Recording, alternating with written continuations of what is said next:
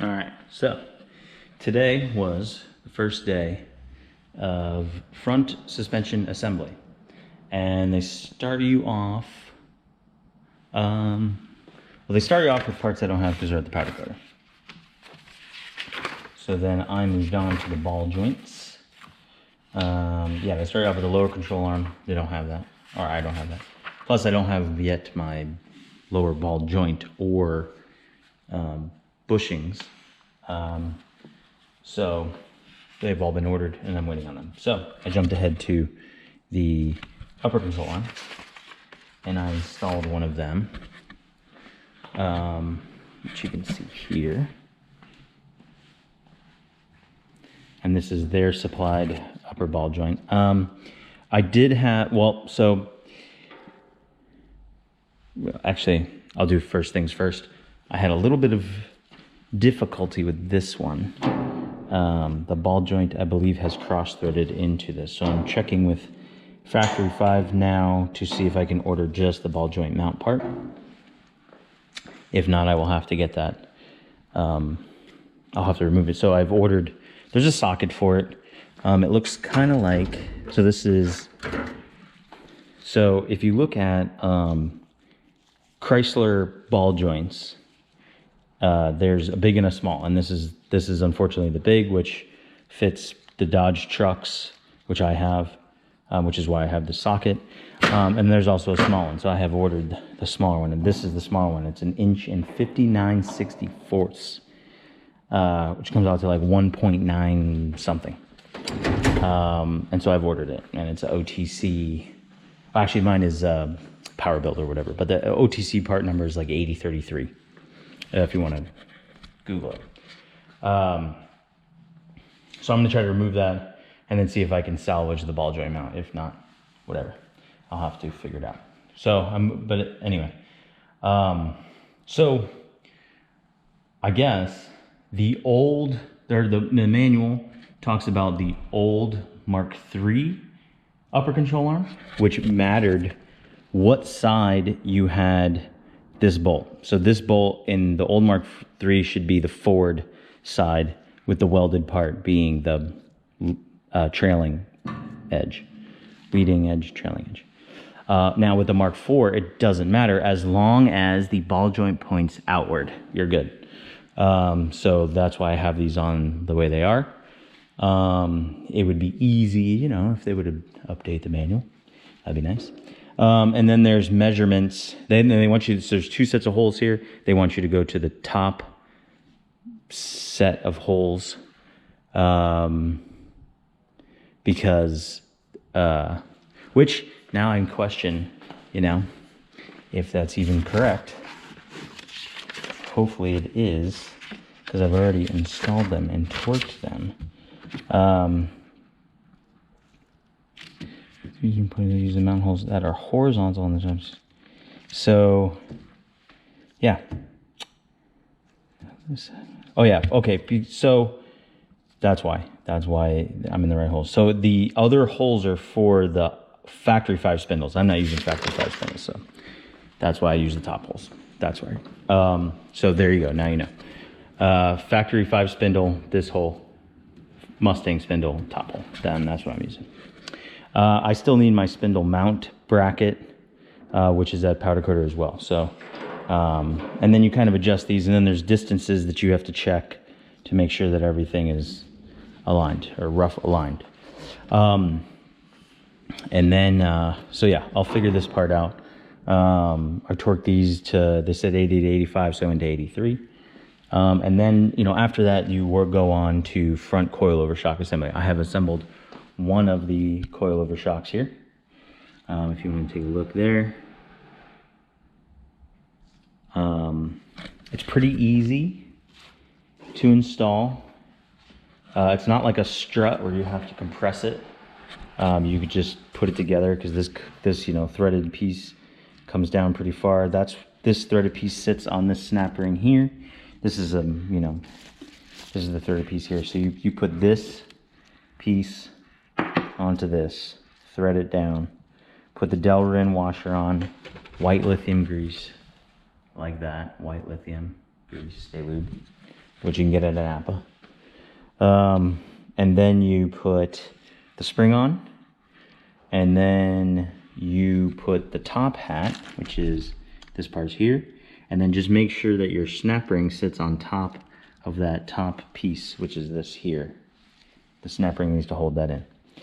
These snap ring pliers, these Craftsman snap ring pliers, for internal circlips. I didn't even need the 90-degree fittings on there. It snapped in just fine. And then that's it for the coilover. I don't know what these little set screws are for. It doesn't seem to tell you. So, and I don't see it on here. So I'm gonna have to figure that out. But you know, there's that. There already is a set screw on this piece, so I'm guessing that that's not what they're for. Might be for something up here. That piece looks threaded. I don't know. We'll see. But that's the coilover. And then again, you know, it's kind of hard to mount it up. I might just hang them in there, or I might just hold on to them and keep them safe until all the other parts are done. But that's it for front suspension for now. Hopefully I'll get these parts back from the powder coater, and I'll be able to start putting, and the lower control arm, start putting everything together. And then it'll be brakes, and my brakes are ordered, so, you know, build struggles. All right, so what did we do today? Well, since I'm kind of at a standstill on front suspension because some stuff is still at the powder coater, I skipped ahead to like this section of this is after front and rear suspension. This is more of the chassis aluminum stuff. So I got the, I think this is the, what do they call this? The foot box front panel. So I drilled and riveted that. And then I got the firewall in. The trick with the firewall is, if you're doing a heater defroster, which goes on the passenger side, you need to drill these holes and cut this little box out. And the template, it tells you that it's in the instructions, but the template is, I went through the box of the defroster that I have, and I didn't see any instructions in there. So I went on Factory Five's website, go to the parts, go to interior, scroll down. I think it's like the last thing in there is the heater defroster unit from Vintage Air. And then you can click and download the instructions and then print out that template. That will allow it so you can cut those pieces out. And yeah, made it pretty easy. They say it's easier to cut that. You can do it when it's in the car, but they say it's easier to do it when the panel's out. So I did it and then put it in. Oh, here, if you want to order the ball joint sockets, here you go, Powerbuilt kit. And then this comes with two. It's cheaper than buying one ball joint socket. So there's the two. This is the one that you need. The small one for the upper A-arm ball joint. The bottom one's pressing. Also, I've got a bunch of parts today. I got these conies for the quad shocks from Summit. I got this stuff. This is the bottom lower control arm ball joints. I got that stuff from Jegs. I also got some rear upper and lower control arms from Jegs, and then everything else, clutch, all the other little crap you need, late model restoration. Pretty much everything with late model restoration was in stock. So pretty much everything was in stock except for the quad shocks. The quad shocks, well, I tried to order them through Jegs. Jegs didn't have them, so I ended up ordering them through Summit because they had them in stock. They had like 8 left or something like that. But yeah, so that's like, maybe I'll do another separate video on the ancillary parts, all the parts that you need to order because they don't come with the kit. And they don't come with the base kit, at least. Maybe they come with a complete kit, maybe they don't.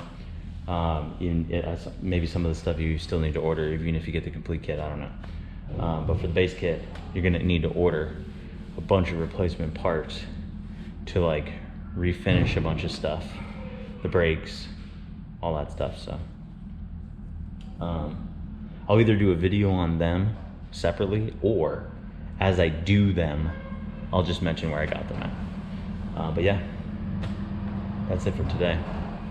Probably part of this video will be what I'm gonna do tomorrow, and that's gonna be clean and refinish, recondition the rear end to be ready for it to be installed. So.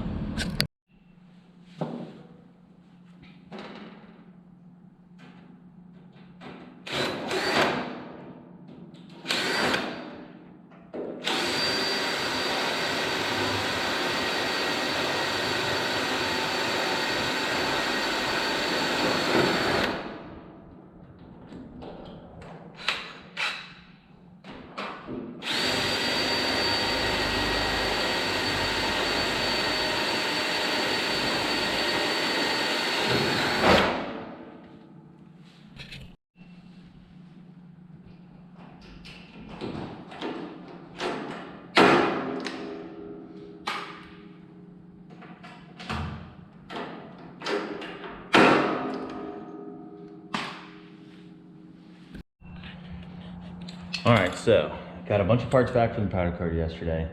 That'll be good because I can actually go back to the front suspension, start putting those on. Got a bunch of parts in from part suppliers that I ordered. So I had everything pretty much done semi-gloss black, but then I wanted a little bit of contrast. So I saw on eBay, there was this guy who like rebuilds the spindles, and he blasts them, shop peens them, and then he coated them gold. And so I was thinking, if you don't know about it, there's this stuff called Steel It.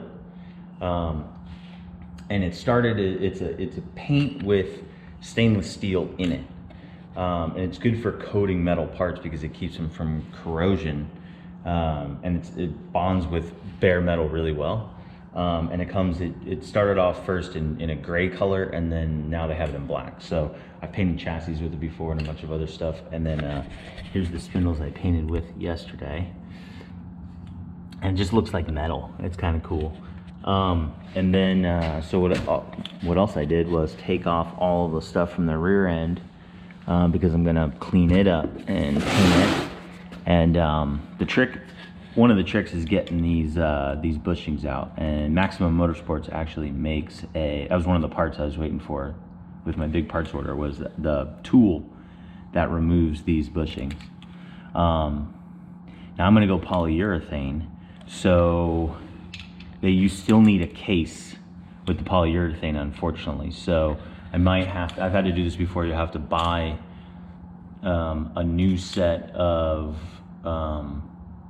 rubber bushings, and then take the rubber out and take the case and put it in. Because the cases, we'll see. I might be able to clean the old cases up and do that, but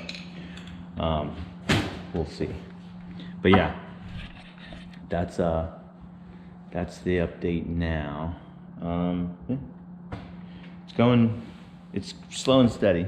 I did have to, so here's what I had to do, which is unfortunate, because I couldn't get the ball joint out of. And so you might run into this issue as well, because I think it's a common issue. So this ball joint, the Mevotech ball joint, is the ball joint that, and it's like MK772, you can see it here on the package. That's the ball joint that Factory 5 provides you. And they also provide you this, upper A-arm. This is steel, where it threads into, and the ball joint is also steel. Now, from the research I did online, a lot of people say that like they can get one in, but they can't get the other one in, or it goes in and it kind of cross threads. So I don't think the thread quality of the Mevotech ball joint is that consistent. And I think what that does is if at any point it tilts. Because I think if I look at mine from the side, what it looks like is that when it was getting threaded down, it like turned a little bit and then it cross threaded. So guys online say, well, some of them upgrade to a Howe ball joint, and there's part numbers. If you Google it, it'll come up on the Factory 5 forum, and there's part numbers that they'll give you. It's a little bit more expensive, but they say the thread quality is much better. So there's that option. Also, making sure to use a little bit of anti-seize, while you're threading it in, helps out a little bit. So I had to order a new A-arm because you cannot just buy this piece here. Unfortunately, it's not cheap, like $200 a set, or no, $200 for one. We'll see when it shows up if I can get the other one in nice and neat. I have another ball joint already, so yeah. The ones on the bottom are press in, so that's a little bit. I think that's it's probably better, but this upper one is threaded, so yeah, unfortunately. But yeah, that's the update for today.